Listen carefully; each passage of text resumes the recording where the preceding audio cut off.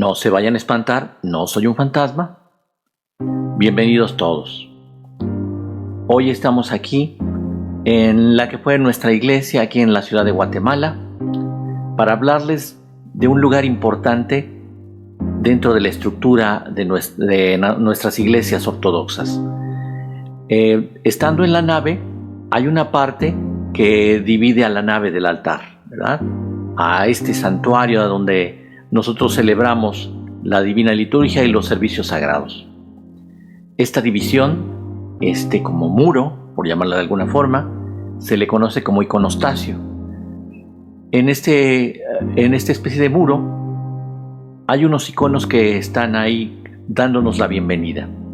Del lado derecho siempre va a estar nuestro Señor Jesucristo, Del lado izquierdo se va a encontrar siempre nuestra Santísima Madre.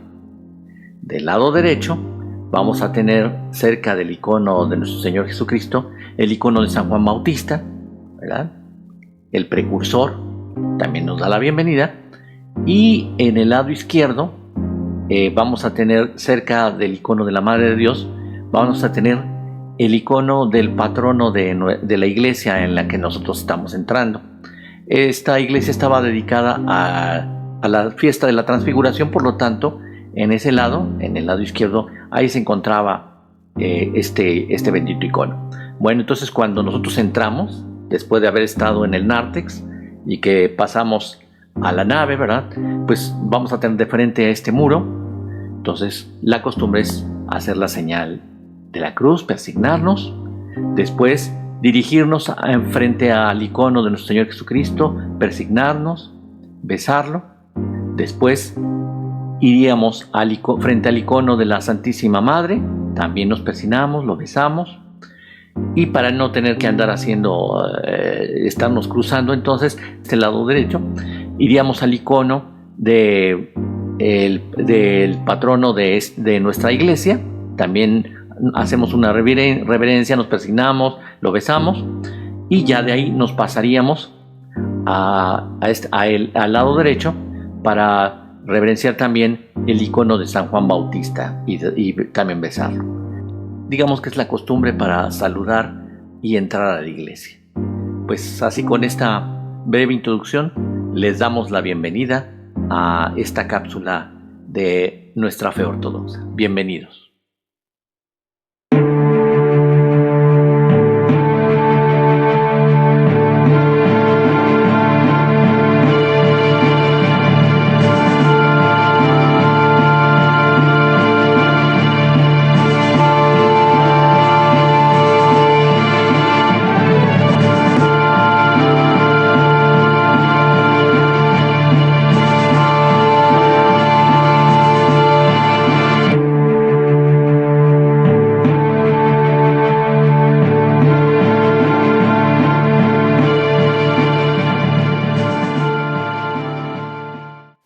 Nuevamente bienvenidos.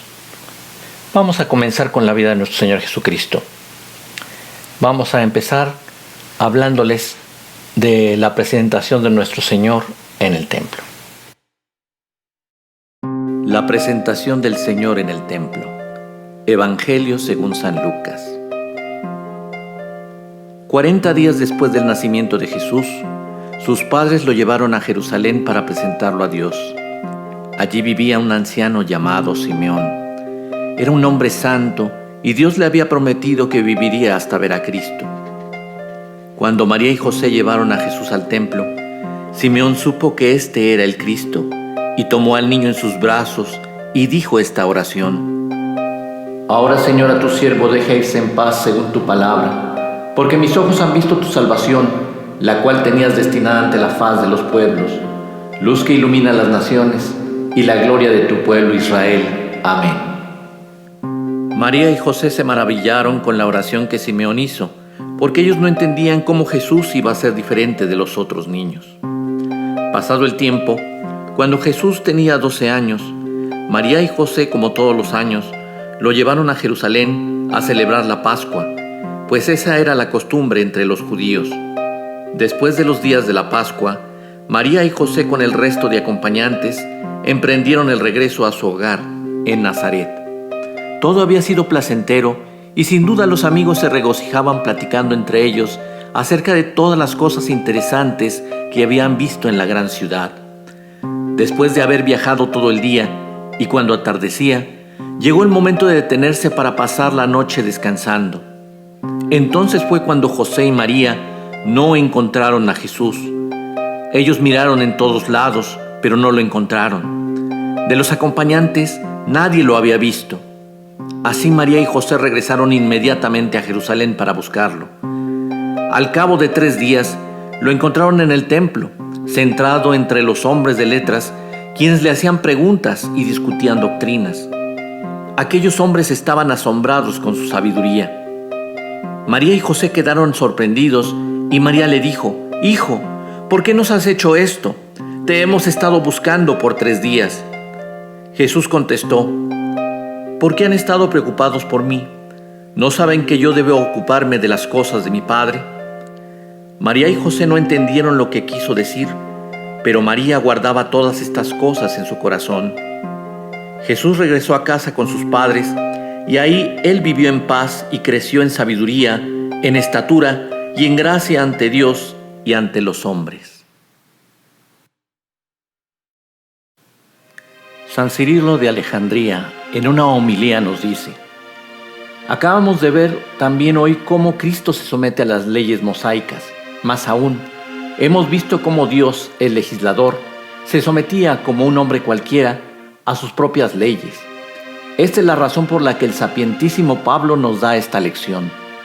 Cuando éramos menores, estábamos esclavizados por lo elemental del mundo, pero cuando se cumplió el tiempo, envió Dios a su Hijo, nacido de mujer, nacido bajo la ley, para rescatar a los que estaban bajo la ley. Al cumplirse pues los 8 días, en cuya fecha y por prescripción de la ley era costumbre practicar la circuncisión de la carne, le impusieron un nombre, y precisamente el nombre de Jesús, que significa salvación del pueblo. Tal fue en efecto el nombre que Dios Padre eligió para su Hijo, nacido de mujer según la carne, pues fue ciertamente en ese momento cuando de manera muy especial se llevó a cabo la salvación del pueblo, y no de un solo pueblo, sino de muchos, mejor, de todas las naciones y de la universalidad de la tierra. A un mismo tiempo fue circuncidado y se le impuso el nombre, convirtiéndose efectivamente Cristo en luz que alumbra a las naciones y a la vez en gloria de Israel. Y si bien hubo en Israel algunos injustos, obstinados e insensatos, no obstante un resto fue salvado y glorificado por Cristo. Las primicias fueron los discípulos del Señor, cuya gloria resplandece en todo el mundo. Otra gloria de Israel es que Cristo, según la carne, procede de su raza, si bien, en cuanto Dios, está sobre todos y es bendito por los siglos. Amén. Nuestra iglesia recuerda con cariño este pasaje de la vida de nuestro Señor Jesucristo con este bello tropario o himno, y también será cantado por nuestro padre y metropolita Ignacio Samán. Regocíjate, oh llena de gracia, Virgen Madre de Dios, porque por ti hoy resplandece el sol de justicia, Cristo nuestro Dios, quien ilumina a los que han estado en las tinieblas. Alégrate tú también, oh justo anciano, que recibiste en tus brazos al Redentor de nuestras almas, quien nos otorga la resurrección. Continuando con este video, vamos hoy a hablarles acerca de un poco de San Pablo y también sobre los primeros mártires cristianos. Los primeros años de expansión del cristianismo están asentados en el Nuevo Testamento, especialmente en el libro de los Hechos y en las epístolas de San Pablo y los demás apóstoles. Muchas iglesias de Oriente hacen alarde de su fundación apostólica y ninguna otra con más derecho que la Iglesia de Antioquía, que cuenta entre sus fundadores a San Pablo, San Pedro y San Bernabé. Fue ahí en donde se les llamó por primera vez cristianos a los seguidores de Cristo. San Pablo, el más grande misionero de todos, viajó por las ciudades de Asia Menor y Grecia y aún hasta Roma, ciudad capital del Imperio Romano. Predicó una religión de redención y salvación a través de Cristo e inició una organización entre sus grupos de neófitos con la cual podrían ser gobernados y encausados durante su ausencia. Ordenó obispos y les dio poder para que cuidaran a sus pequeños rebaños y para que a su vez pudieran ordenar a otros guías conforme fuera necesario, teniendo siempre en cuenta la importancia de tal cargo. Esto se transformó en una práctica apostólica y así fue transmitida la autoridad y tradición que los apóstoles recibieron de Jesús mismo. Persecuciones y martirios. Cuando la cristiandad llamó por primera vez la atención de las autoridades gubernamentales romanas, la nueva fe se consideró como otra secta judía. El judaísmo era una religión permitida, con un lugar definido bajo la ley romana. Tan pronto como los judíos aclararon que la fe cristiana no era de ellos, el gobierno comenzó a interesarse, ya que a las sociedades secretas y a algunas clases de organizaciones religiosas no les era permitido existir, pues se consideraban peligrosas para el bienestar del Estado. Existió un gran malentendido popular con respecto a la naturaleza de la religión cristiana. Los judíos eran hostiles y sus rumores fueron considerados como hechos reales por las mentes de los ciudadanos comunes romanos. Cuando se descubrió que los cristianos no adoraban a los dioses populares, se les formuló el cargo de ateísmo, al cual se agregó el cargo de traición cuando los cristianos rehusaron venerar la divinidad del emperador. Poca gente tenía contacto con cristianos y las multitudes de hombres ordinarios los consideraban como miembros de alguna organización secreta y peligrosamente blasfema, dedicada a la destrucción de la sociedad establecida. En tiempos del emperador Nerón, el sentir popular era tal que cuando el gran fuego devastó la ciudad, Nerón pudo culpar a los cristianos y mató a un gran número de ellos, a algunos con torturas horribles. Esta fue la primera persecución cristiana, en el año 64 después de Cristo. En adelante, durante casi 2 siglos existieron algunas persecuciones esporádicas. Sin embargo, la primera persecución universal y sistemática a los cristianos no fue sino hasta el año 250. Existió una severa política bajo el mandato del emperador Domiciano desde el año 81 hasta el 96, en la cual se consideraba criminal el solo hecho de ser cristiano. A pesar de la naturaleza ilegal de la fe, las autoridades no alentaron acusaciones o denuncias masivas, tomando solamente acción cuando existía una denuncia oficial.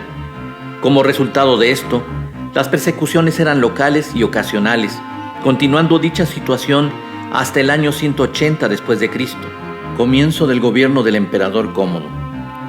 Cómodo no se interesaba en la cristiandad, por lo que transcurrió un periodo de relajamiento oficial que se extendió hasta que Septimio Severo decidió en el año 202 aplicar de nuevo las leyes en contra de las religiones extrañas.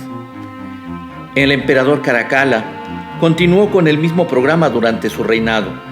Sin embargo, del 218 al 235 se gozó de un periodo de paz.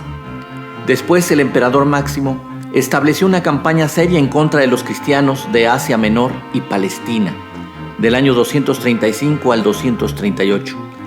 Siguieron otros 10 años de quietud, pero en el año 250 el emperador Decio emitió un edicto para establecer una persecución y castigo general y sistemático a los cristianos, siendo estos tiempos de un gran sufrimiento que se prolongó durante 10 años. Decio fue ayudado por su colega imperial Valeriano, pero el programa fue relegado por el débil emperador Galieno, quien ya no los persiguió, y entonces siguieron 40 años de libertad relativa.